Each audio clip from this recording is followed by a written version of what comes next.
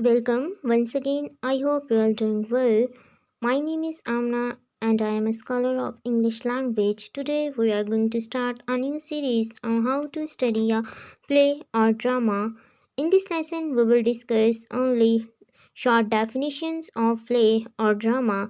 Further, we will discuss all major aspects like elements, types, style of play discussed in separate video are today's topic definition of play.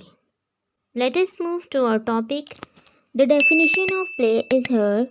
A play is a form of literature that is written to be performed on stage by actors. It is a type of dramatic work that typically tells a story through dialogue, actions, and interactions between characters. इस definition के according play एक literary genre है literature का जिसमें हम एक ऐसे work को स्टडी करते हैं जो कि स्टेज पर परफॉर्म किया जाता है। इसको हम रीड आउट भी कर सकते हैं, लेकिन ये एक ऐसा जॉनरा है जिसको हम इजीली स्टेज पर परफॉर्म कर सकते हैं with the help of dialogues, characters, actions and music. इन जो एलिमेंट्स के थ्रू जो भी वर्क लिखा जाता है वो जो है वो प्ले यानी कि ड्रामा कहलाता है as compare to prose story या फिर नॉवल। उसमें जो होता है कि एक स्टोरी जो होती है वो एक लॉन्ग नैरेटिव स्टोरी होती है इन अ प्रोज फॉर्म, लेकिन प्ले के जॉनरा में हम देखते हैं कि एक ऐसा लिटरेरी वर्क लिखा जाता है जिसको हम इजीली स्टेज पर परफॉर्म कर सकते हैं। अब इसका जो राइटिंग स्टाइल होता है या इसका जो एक लेआउट होता है वो डायलॉग की फॉर्म में होता है कि एक करेक्टर एक डायलॉग प्रेजेंट करता है, यानी या तो वो परफॉर्म करता है या फिर वो रिटन फॉर्म में हमारे सामने लिखा हुआ होता है। लेकिन दो या दो से ज़्यादा जो करेक्टर्स होती हैं, क्योंकि ड्रामा में काफ़ी करेक्टर्स भी हो सकते हैं, ऑलमोस्ट 2, 3, 4 भी हो सकते हैं, तो वो जो है ना कम्युनिकेट करते हैं डायलॉग्स के थ्रू, उनके डिफरेंट एक्शंस हमें दिखाए जाते हैं।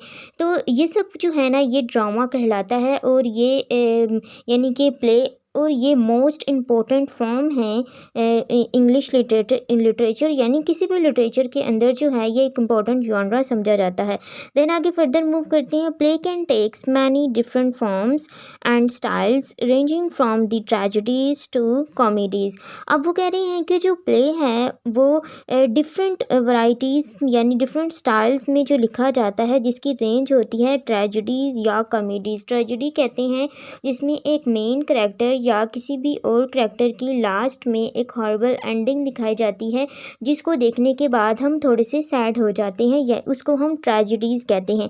कॉमेडीज़ कहते हैं जिसके अंदर हमें मज़ाहिया सीन दिखाए जाते हैं। From musical to word grade experimental work, इसके अंदर जो है डिफरेंट मतलब सीन को एक्सप्लेन या परफॉर्म करने के लिए म्यूजिशंस का जो है वो सहारा लिया जाता है। इसके अंदर आगे हम फर्दर जब एलिमेंट्स पढ़ेंगे उसमें हम एक कोरस के नाम से एक ग्रुप पढ़ेंगे जो कि हर सीन से पहले या हर सीन के बाद नेक्स्ट आने वाली परफॉर्मेंस का थोड़ा सा हिंट देते हैं। देन वो कह रहे हैं कि they can be they can be written from different audience and purposes such as entertainment, education and social commentary।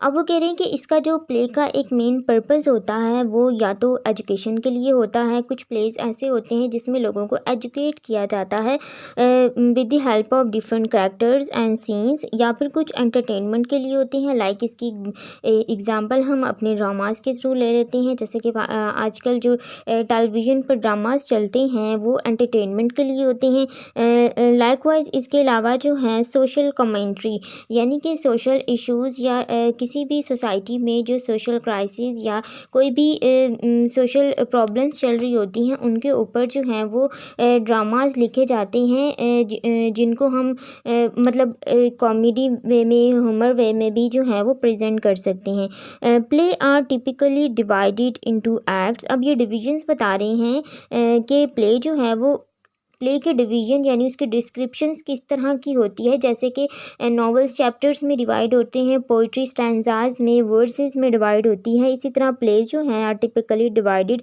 Into such as scene acts यानी कि डिफरेंट एक्ट्स होते हैं, एक्ट 1, एक्ट 2 जिसको हम कहते हैं। देन उस एक्ट में सीन्स होते हैं कि छोटे छोटे सीन्स सिखाए जाते हैं, लाइक किसी भी एक रूम का है, किसी की एक प्लेस का है। देन उसके बाद एक एक्ट के अंदर डिफरेंट जो है सीन्स चल रहे होते हैं, often include include stage direction, उसके बाद स्टेज की डायरेक्शन जो कि मोस्ट इम्पॉर्टेंट होती हैं, and characters very very important. इसके बाद जो है कुछ एक्टर्स जो होते हैं उनकी मतलब स्टेज की सराउंडिंग होती है, और इसके अलावा जो उनके आउटफिट होते हैं, उसके अलावा जो म्यूज़िक होता है, ये सब कुछ जो है ये मेजर एलिमेंट्स हैं। इन एलिमेंट्स को हम फर्दर एक सेपरेट वीडियो में डिस्कस करेंगे। ऑल इन ऑल प्ले जो है एक लिटरेरी जॉनरा है जिसके अंदर हम स्टेज पर परफॉर्म करने के लिए डिफरेंट एक्टर्स, सीन्स, एक्ट्स वगैरह को लेते हैं, वो हम ड्रामा या प्ले की फॉर्म में पढ़ते हैं। अब नेक्स्ट जो लेक्चर है उसके अंदर हम इसके कुछ मेजर एलिमेंट्स को देखेंगे कि वो कौन कौन से एलिमेंट्स हैं जिनके बगैर कोई ड्रामा ना तो परफॉर्म किया जा सकता है और ना ही लिखा जा सकता है।